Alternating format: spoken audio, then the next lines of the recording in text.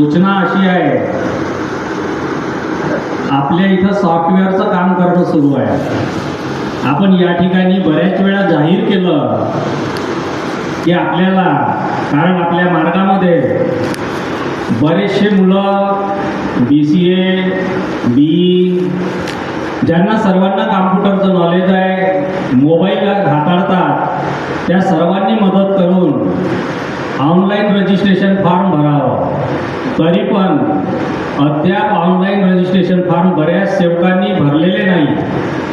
त्याच्यासाठी जे मार्गदर्शक आहेत त्यांनी ही धुरा आपल्या खांद्यावर घेऊन त्यांनी मंडळाला मदत करावी, अशी माझी सर्व मार्गदर्शक मंडळींना विनंती आहे. आणि ज्या सेवकांना याच्यासाठी आपलं योगदान द्यायचं आहे त्या सर्व सेवकांनी ज्यांच्याकडे लॅपटॉप अवेलेबल आहे, कॉम्प्युटर आहे आणि निष्काम कार्य करण्याची ज्याची इच्छा आहे, त्या सर्व सेवकांनी भवनामध्ये येऊन आपण या ठिकाणी बसून मंडळाच्या या कार्यामध्ये योगदान द्यावं, ही सर्वांना माझी विनंती आहे.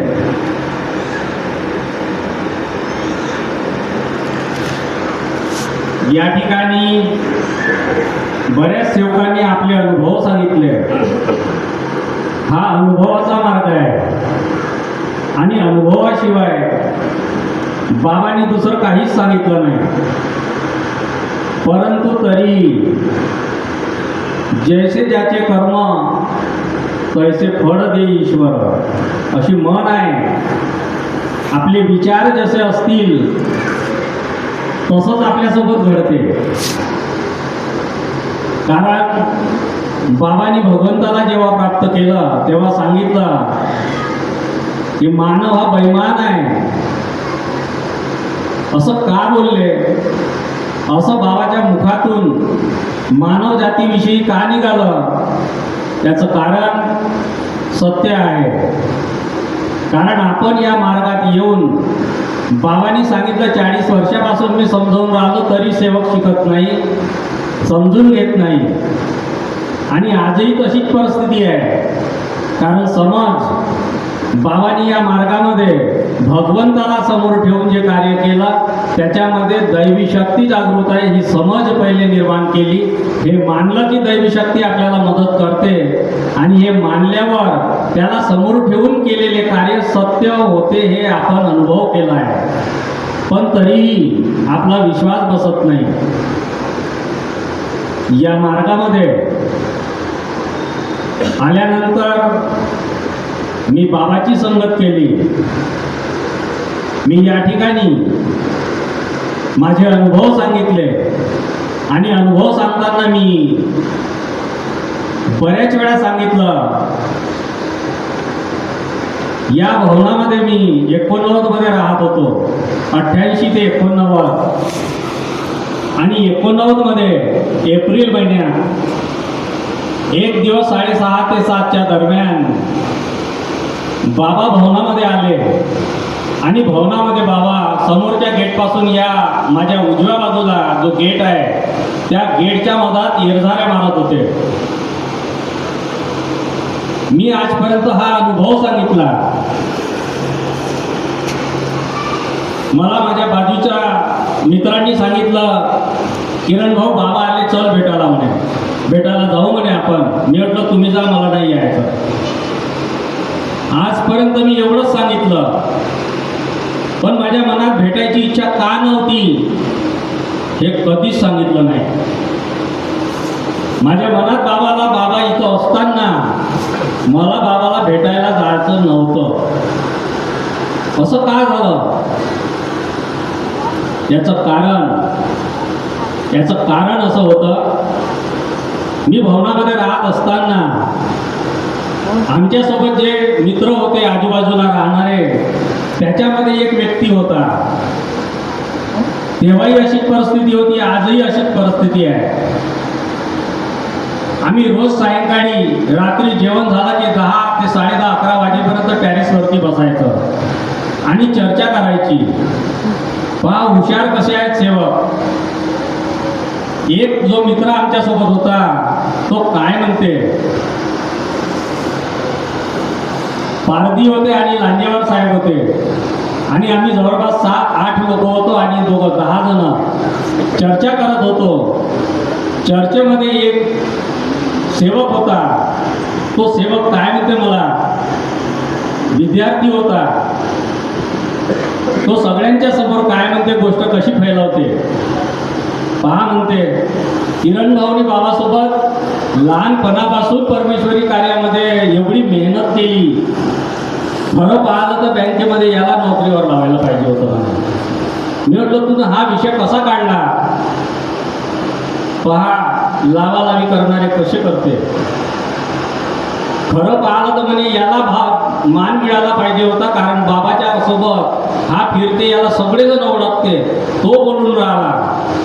परंतु बाबा म्हणे याला नोकरीवर नाही घेतलं बँकेमध्ये आणि म्हणे ज्याचं काही नाही असे सगळ्यांना नोकरीवर घेते म्हणे. मी म्हटलं पण तू असं का बोलला. खरं आहे म्हणे. मी त्याला काहीच बोललो नाही, एक शब्दही बोललो नाही. आणि तोही गेला. आम्ही खाली आलो, आपल्या रूममध्ये आलो आणि असा प्रसंग माझ्यावर का आला याचा विचार मी करत राहिलो. का मी याला म्हटलं नाही की मी बँकेत नोकरीवर लागायचं आहे पण मला लावत नाही, असं मी एक शब्दही बोलला नाही. पण तरीही हा मला आज का बोलला हे मला समजलं नाही. मी फक्त विचारच करत राहिलो. आणि 7-8 दिवसाच्या नंतर संचालक मंडळाची मीटिंग होती, ज्या ठिकाणी आता पहिले जुनं ऑफिस होतं. या ऑफिसमध्ये संचालक मंडळाची मीटिंग झाली आणि त्या संचालक मंडळाच्या मीटिंगमध्ये बाबांनी मला बोलावणं केलं. पारधी मला बोलवायला आला. सत्य अनुभव आहे. पारधी मला बोलवायला आला. पारधी म्हणे किरण भाऊ बाबांनी तुम्हाला बोलावलं. मी म्हटलं मला कसं काय बोलावलं. मी त्या ठिकाणी खाली आलो.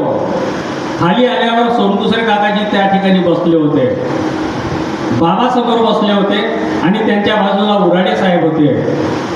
माझ्यासाठी खुर्ची मधात लावली आणि मला बसायला सांगितलं.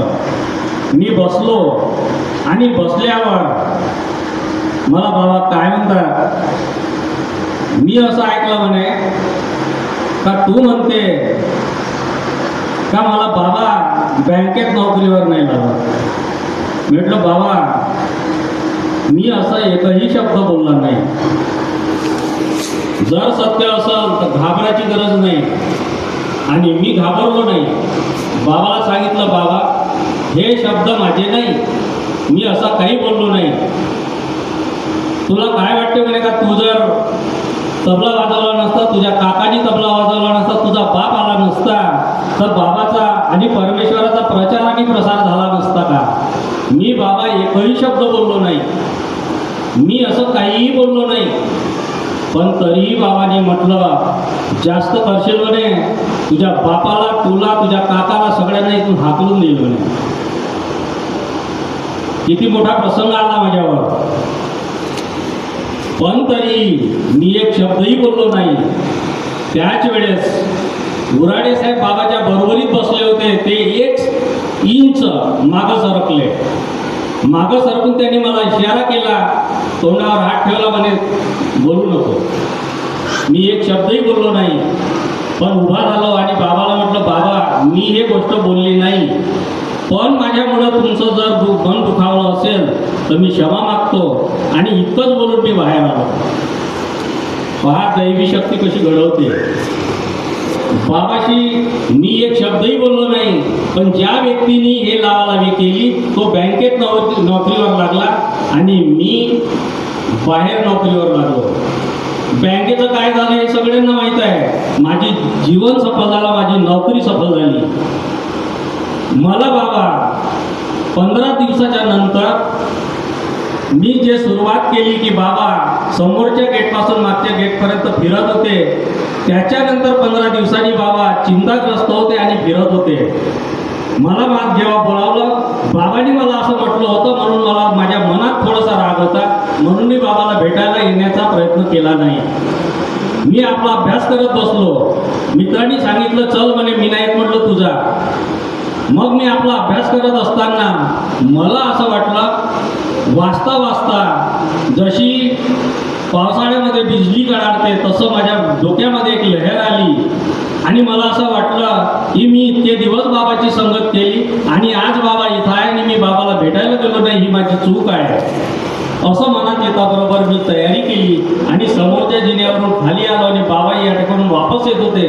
त्यांना नमस्कार घेतला आणि बाबा काय म्हणतात, नुशा तू आला म्हणे. हो बाबा म्हटलं. माझ्या पाठीवर हात ठेवला आणि चल म्हणे.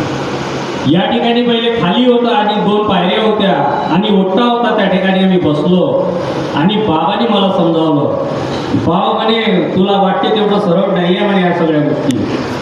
मी म्हटलं मला काहीच करायचं नाही आहे. बाबा म्हटलं माझा विश्वास तुमच्यावर आहे फक्त,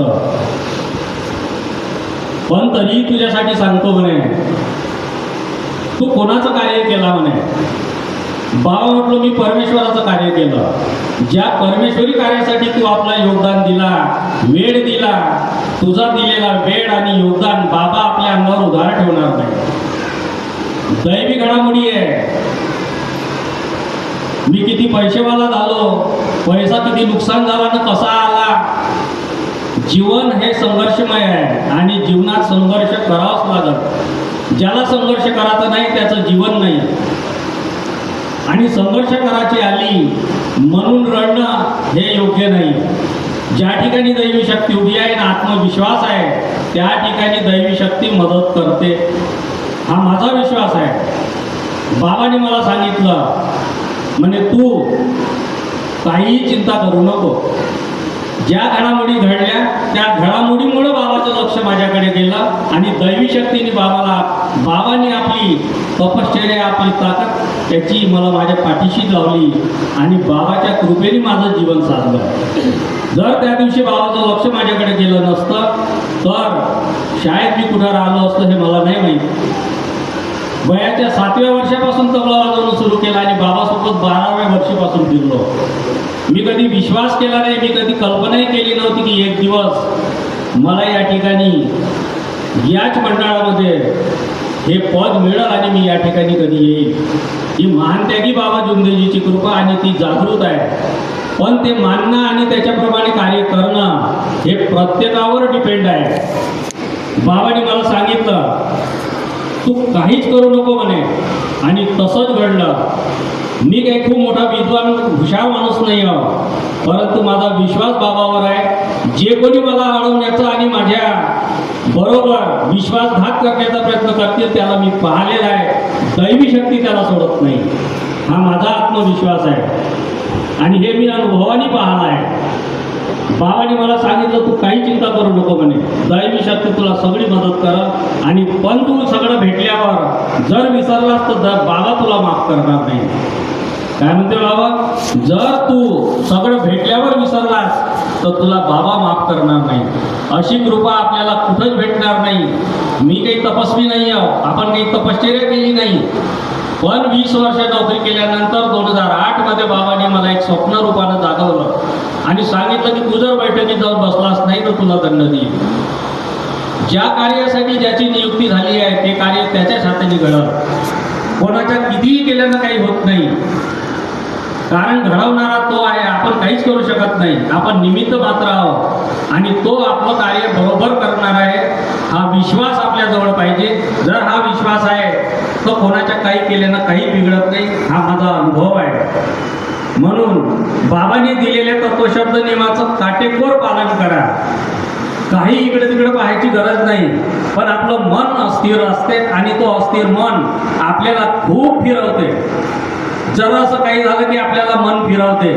तो फिरणारा मन जर स्थिर झाला तर भगवान आपली मदत करते आणि तो आपल्याला जेव्हा मदत करते तेव्हा आपण समजू शकत नाही की त्यांनी न होणारी गोष्ट कशी घडते.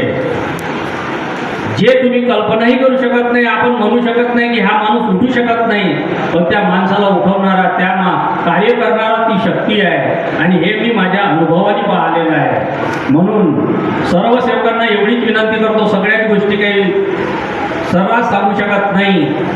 जर तकलीफ झाली असेल तर बाबांनी त्या तकलीफमधून सुद्धा बाहेर काढते, पण आपल्याला त्याची जाणीव पाहिजे.